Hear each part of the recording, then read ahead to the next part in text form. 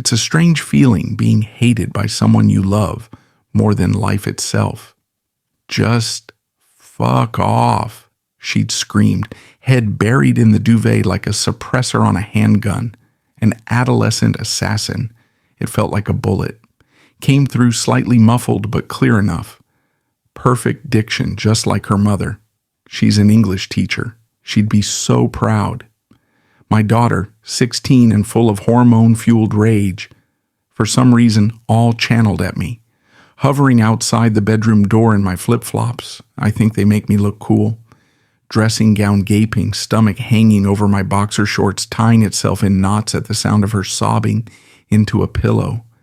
Every cell in my body wanting to go in, scoop her up and hug her like I used to. I'm not even sure what I'd said to upset her. Probably one of the classics. Hi, how are you? Could you turn your music down, please? Your mother's trying to sleep. She was trying to sleep, her mother. Went to bed around 9, herbal tea in hand, mumbling something about mulching hydrangeas in the morning ready for their winter sleep. I could use a bit of mulching myself, I think. Either way, she'd be soundo by the time I got to bed. Facing the other way, always facing the other way. Mouth open, snoring ever so slightly, making the bed look enormous. The gap between us seemingly getting bigger every night. I'll have a stern word with her in the morning about the swearing. The daughter that is not the wife. She hardly speaks to me at all these days. I'd take a swear word from her just to say we'd had a meaningful conversation, or maybe I should leave it a couple of days or a week, or maybe, when I grow a spine, or she comes out the other side of puberty. Either way, standing here in my dressing gown, under the dim landing light, low energy bulb, just doing my bit. The slight whiff of old flip-flops and midlife crisis hanging in the air, having just been told to F off by my one and only child. I realized I'd reached a new low even for me. The sobbing dulled to a whimper. It's the moment just before they fall asleep. I consider a gentle knock, but chicken out. My work here is done for tonight. My feet flopped me downstairs to the kitchen. On autopilot really, not hungry, just not ready to crawl into a cold bed and lay awake for another 2 hours, worrying about the Middle East and the war in Ukraine, while she snores next to me. All the way across on the other side of the bed. You see, this is one of the things about middle age that no one warns you about. Finding yourself standing in a room, not entirely sure why you are there, just waiting for something to happen. Knowing that the younger version of you would have purposefully strode into the kitchen and cracked open a cold beer without giving a thought, without worrying whether it would make you need an extra wee during the night, or worse than that, 2 extra wees. I open the fridge door and stare in. It bathes me in soft light like an old friend, giving me a much-needed hug. Welcome, come in. What's it to be, mate? Same as yesterday? No judgment, no swearing, no tears. Just a gentle hum. A welcoming glow and the sensation of a cool breeze on my skin. It might be a throwback to the caveman in me, but I always find there's something comforting about eating after trauma, so I peruse the shelves, and there it is, in all its calorific splendor, half a trifle. Or at least that's what I told myself. It was more like 3/4 of a trifle. A spoon sticking out of the bowl, maybe from last night. Not sure how long it'd been there. Could have been left over from last Christmas for all I cared. I didn't hesitate, just dug in deeply. The spoon emerged with a satisfying squelch only a trifle can make dripping with cold custard and cream. I pushed it straight into my mouth without a second thought. The cream tasted a bit fridgy. Slight tang of camembert. I didn't care. I took another bigger this time, then another. Custard dripped down my dressing gown. A small dollop landing between my toes. It was the pudding equivalent to sticking my fingers up at my daughter for swearing at me. It felt good, briefly.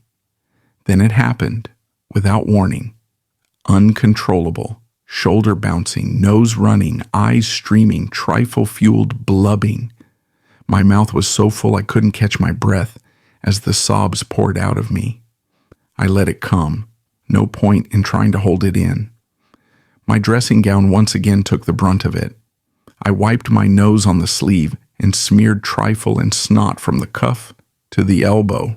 It didn't matter. My dignity had long since disappeared. Somewhere in my late 30s. Packed its bags and left the party with my metabolism and most of my follicles. Then the fridge started to bleep at me. Apparently it too had boundaries. I managed to spoon in one more mouthful, half of it running down my chin. And there I stood.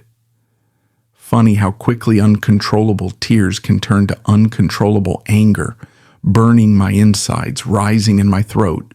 Or maybe that was the trifle. So I did what every grown man would do in this situation to maintain his alpha position in the family. In a blur of toweling, snot, and custard, my phone was out of my dressing gown pocket, and the Amazon app was opened. Before I even knew what I was doing, I typed into the search, electric guitar. The screen covered in trifly fingerprints. I scrolled down, and there it was, all shiny and red. Beginner's electric guitar package comes complete with amp, strap, and tuner. I asked for a guitar for my 10th birthday. My mom and dad gave me a Rubik's Cube. I think it was broken. Never did get it to work. Sawed it. Click. In the basket. Next. Sweat beading on my forehead. Paddleboard. Comes complete with life jacket and scratch vest. Sawed it. Scratch vest size small. Click. Wait. Delete. Scratch vest size large. Click. In the basket. Next. Inflatable hot tub, 4-person. I'll be a babe magnet once I've learned to play my guitar. Delete. Inflatable hot tub, 8-person. Sawed it. Click. In the basket. For the first time in a long time, although a little nauseous, it felt like I was winning. I was 16 once, full of promise and undiscovered achievements. More hair than I knew what to do with, and a 6-pack-ish. The world was my oyster, although just like my daughter, I didn't know it. The little voice in my head chipped in. She's not doing it on purpose. Just a kid, really? I could feel the rage starting to ease, the burning in my throat lessening. I opened the basket and hovered over the Buy Now button. I could if I wanted to. I didn't. I pressed clear basket. Ended up buying a book. Middle-Aged Madness in Middle-Aged Men. Your Self-Help Guide to Old Age. Special Prostate Edition. At least it will fit through the letterbox. I hovered briefly outside my daughter's door in the dim landing light, every cell in my body wanting to go in and hug her like I used to. Could just hear her breathing, mouth open, snoring ever so slightly. She was just like her mother. I crawled into a cold bed with mild indigestion and lay awake for another 2 hours, worrying about the Middle East and the war in Ukraine, while the wife snored next to me, all the way across on the other side of the bed. Just fuck off, she'd screamed, head buried in the duvet like a suppressor on a handgun. An adolescent assassin. It felt like a bullet. It's a strange feeling being hated by someone you love more than life itself. I'll have a stern word with her in the morning about the swearing. Maybe.